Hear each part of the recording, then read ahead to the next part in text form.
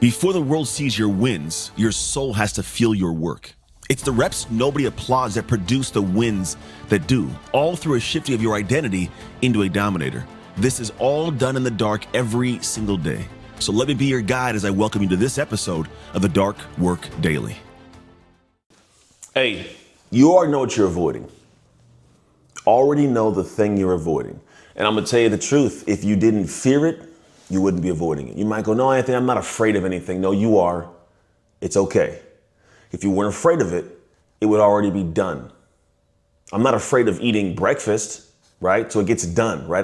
I run towards things I'm not afraid of. But something you procrastinate on, you slow roll, you're afraid of it. And that's all right. This episode isn't really about trying to help you figure anything out. It's about learning the specific feelings and knowing exactly what the next step is in choosing it. This talk today, I don't want to have you just sit here and go like, all right, I'm afraid, what do I do? I'm gonna tell you what to do. Because honestly, day after day, we choose things that could hurt us in the long run. Let's be blunt, it could hurt you. Not hurt you like physically sometimes, emotionally, but hurt your dream, which will eventually hurt you. So what we do is we go through these different ideas of I call mental gymnastics, jumping around trying to find ways to pacify the mind that truthfully knows that I'm afraid of it. That's why I'm not moving towards it. And so the idea is you got to be in a position where you focus on what you got to get done and you stay in the state required to get it done. And it's like sometimes it's amping yourself up. Sometimes it's getting yourself moving and breathing and getting yourself in a different kind of state. You can't keep working on something without ever arriving at it. When you're working on it, that means you're thinking about it. You're not working on it because working on it would be scary. I'll tell you how this came to be. I was in a position where probably 2016, my wife and I, we were divorced. We're getting back together. I wanted to go and build this new business and kind of grow it to something unique, right? And what happened was I was in the position of doing the things that felt good. I was out there filming videos and posting content on social media, right? I would sit in my room and think of a bunch of cool ideas and processes that could help people. You know what I didn't do? I didn't get on the phone and call people directly and say, can I work with you? To try to sell myself, to sell my service, to pitch myself, my programs, my services, my speaking. I wasn't doing it. For months, I wasn't doing it. But I kept telling myself, I need this new hack, this new tool, this new system, learn this new stuff. And I was lost every day in the learning phase, but not launching. Learning is launching. Learning is different than launching. Because learning is where I'm actually going in and uncovering something and getting information. Launching is doing something with the information I have. And I didn't do anything for a while. Wife walks in the garage where I had my office, sits down. She goes, hey, I love you. But I need you to realize that if you can't find a way to make money with this, I'm going to ask you to do something else. I didn't like this idea. I didn't want to do something else. It was what I was meant to do was this. And so now I got thrust into a situation where she wanted me within 10 months to figure this thing out or choose to do something else. It's a good window of time. She gave me an ample runway. And this forced me to have to stop and go, if I'm going to continue doing this, I have to make some revenue with this. And I have to do it in an integrous way. What does that require of me?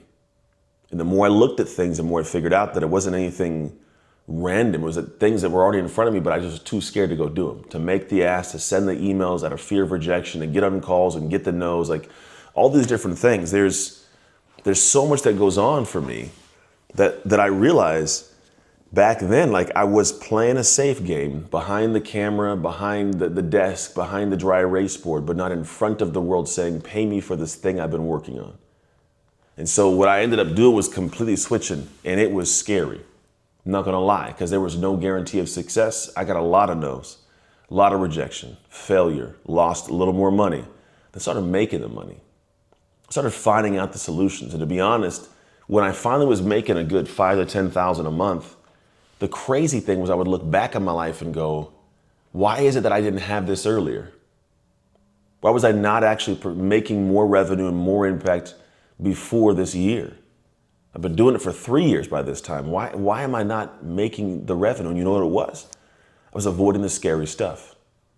Being honest, I was avoiding the things that scared me at least, which is putting yourself out there on the line and potentially not being successful at it and failing, and if other people see you fail and make fun of you for failing, and now there's embarrassment, there's whatever, all these little things that creep into your mind. But I'm telling you, man, the people that are doing great things, that have stumbled and fallen and climbed to success, they respect you. When you are the one that goes out and gets after it and falls, it's gonna be okay. There may be people that point and laugh, those aren't your people. The people that go, hey, I'm proud of you for trying, keep it going, those are the ones that really want to see you do well. And I found in my life that I've had a lot of people that have been quick to say like, yeah, see, dumb idea. But then at the same time, I had people that go, hey, well done, I see you.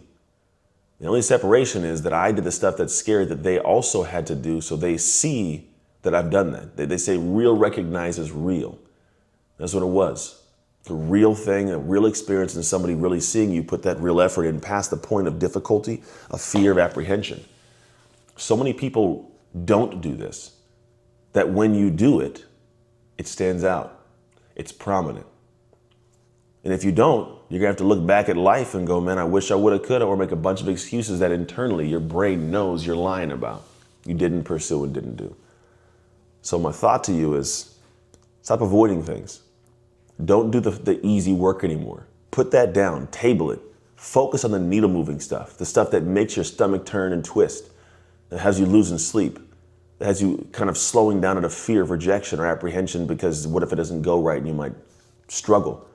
Whatever that is, lean into it because you already know what you're avoiding. If this episode stirred something in you, good. That means there's work to be done. Don't ignore it because listening is just the beginning.